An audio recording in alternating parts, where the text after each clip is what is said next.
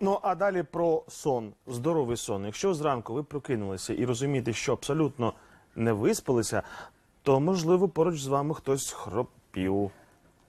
Не обов'язково хтось. Лікарі наголошують, що і самі хропуни теж погано сплять. Тільки вони цього не помічають. Не помічав, що хропе.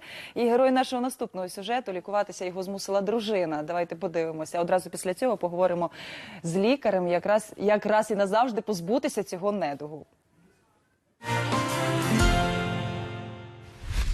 Хропіння – це симптом, а не просто неприємна особливість організму, наголошують лікарі.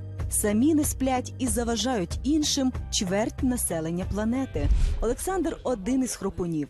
Чоловікові 33 роки. Він веде активний спосіб життя, має власну справу. Через постійний стрес на роботі Олександр різко набрав у вазі, внаслідок чого з'явилися проблеми з диханням. Рятувати ситуацію першою почала дружина. Більшу ініціативу проявила моя дружина.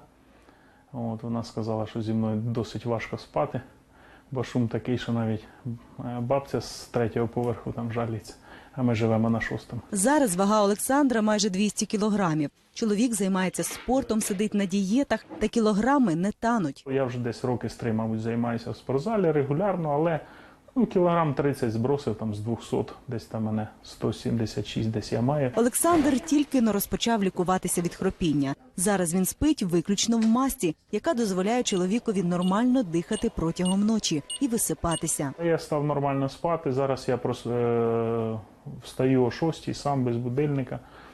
Цього в мене не було вже років з 5. Останні 3 роки я не міг прокинутись навіть з будильником. Довгий час хропіння вважали ознакою богатирського здоров'я. І лише в 70-х роках минулого століття лікарі визнали його як захворювання. Тож чим небезпечне хропіння для організму? Та які методи боротьби існують? Отже, з нами цей сюжет дивився президент Української асоціації медицини сну, кардіолог Юрій Погорецький. Пане Юрію, доброго ранку. Доброго ранку. А спочатку давайте подивимося, що ви нам принесли. Невже це предмет, який дозволить нормально жити і не хропіти? Предмет називається СІПАП, маска, прилад, який постійно подає повітря в глотку, і глотка відкривається. Це єдиний спосіб в світі лікування хропіння і синдрому обструктивного апноe, тобто зупинок дихання у вісні. Що таке хропіння? Природа придумала сигналізацію. Вночі, коли людина спить, вона не може сказати «мені погано». Природа придумала хропіння. А чому виникає хропіння? Внаслідок чого? По-перше, відсутність культури сну, відсутність 8 годин сну, хронічні недосипи, хронічна втома, відсутність кохання, відсутність щастя. Приводить до того, що людина починає не висипатися, не пірнати в глибокі фази сну і не виробляється золотий гормон мелатонін, гормон щастя. Нема гормону щастя, втрачається тонус м'язів глотки, і глотка починає спадатися вплоть до повного змикання.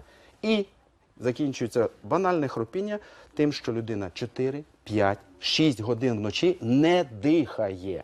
У цьому катастрофа. Тому маленькі, худенькі з хропінням і апноe перетворюються в 200-217 кілограм. Та ви що? Молоді хлопці, молоді дівчата, якщо не висипаються, набирають вагу. Причиною ожиріння може бути хропіння? В першу чергу ожирінням є причиною Це так. хропіння. Пане Юрію, розкажіть, все-таки, якщо це єдиний в світі предмет, який може вилікувати людину, що вона вже більше не буде хропіти, як він працює? Компресор, шланг підключається до маски і головна задача. Не можна оперувати небо, не можна оперувати ніс, заборонено, воно ніякого відношення до глотки не має. Спадається глотка, а рядышком стравохід. Ми або дихаємо, або їмо. І оцей момент, електронно-механічну версію, ніхто не може придумати зараз в світі, як зробити. Тому придумали 30 років назад. Взяли компресор, подали поток повітря, відкрили глотку. На вдох і на видох вона відкрита, і людина спить. 3 основних запитання, які турбують пацієнтів.